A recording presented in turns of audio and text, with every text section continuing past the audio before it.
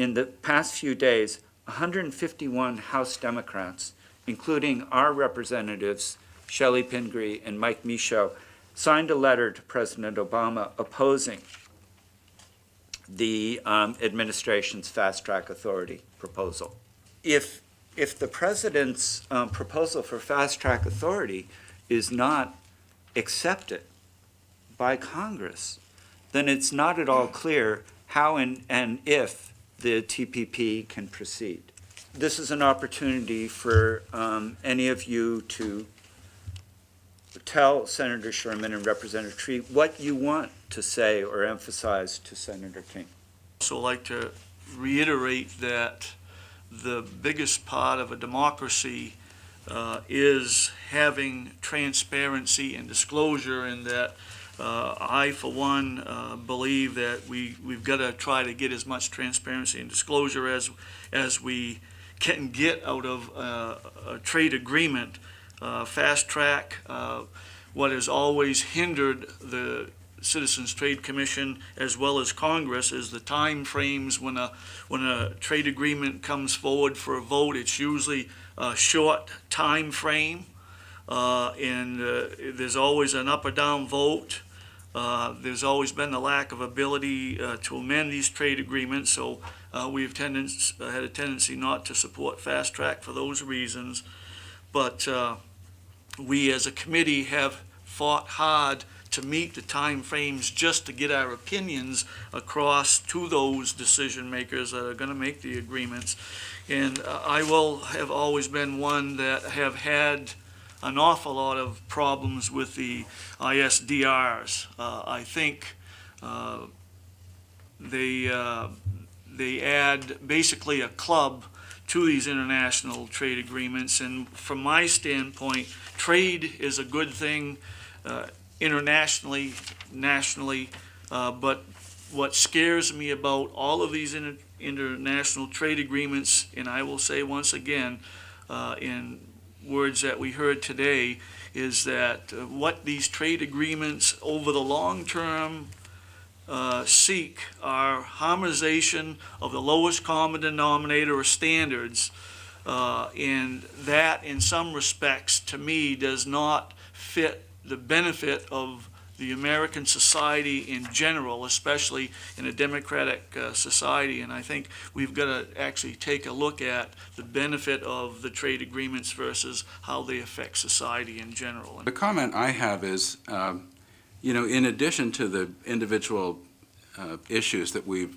written about and discussed, I have a real deep-seated concern about just the expansion of trade negotiation authority worldwide, which I really think has begun to impinge seriously on the sovereignty and on public policy decisions that states and nations make. And it seems cancerous to me. And I would really love to see a limiting or even a beginning of dismantling of the World Trade Organization superstructure, because it seems like a monster to me. I see this as I think Stephen over there put it very nicely, it's an attack on our country's sovereignty. And it's almost depressing the way it seems to be getting worse and worse and worse, although I'm very happy that it seems like some people are waking up and that they've signed those letters saying that they want to challenge fast track. And I also hope that we can I'm all for trade if it's fair trade, even playing grounds, the whole works. But the way we're going, where state law and even our country's law can be superseded by these agreements, it's a bad road. I oppose fast track, and I hope we take a step back and reevaluate how we're doing these. For example, there's a letter that was sent by, I think, 12 members of the Senate asking for the tobacco to be cut out, and he didn't sign it. So I was going to ask, if it's okay with you, why not? We are in a different place in the United States than many other countries around the world. I don't know the specific policies of all of the countries in question here, but I imagine we probably have the most advanced tobacco control policies of any of the countries listed. The other piece is in talking about some of the biological agents. You know, we are in the middle of a significant transformation in our healthcare system. And one of the key pieces is balancing cost for value. So if we have an opportunity in maintaining a trade balance where we have policies in place that will allow us to pursue a magnitude of more affordable medications, I think we need to pursue that. Do you know if he's taken a position on fast track, and are we prepared to ask him to oppose it?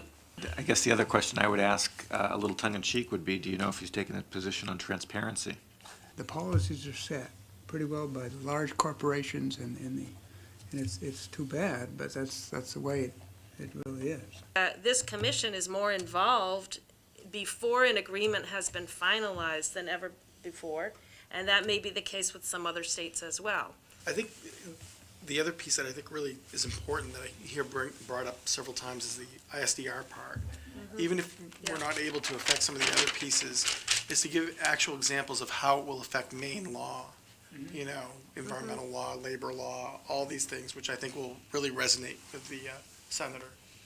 So we have to have courage that we can approach issues like this and at least have a voice and have a seat at the table, which is why I go back to saying that the issue of transparency in this particular policy is something that very well may resonate with our elected officials in Washington at this very moment. It's become Okay, interesting. so we're going to adjourn the meeting, and thank you, everybody. A big issue is actually the footwear tariffs between Vietnam and the U.S., which directly affect, 800, 900 jobs in the state of Maine. And on that point, I can give you some information, which is, there is no information. I had a phone call with USTR this morning just to find out where that was at, and they couldn't give me any details, but what I did glean was that it hasn't been resolved one way or the other.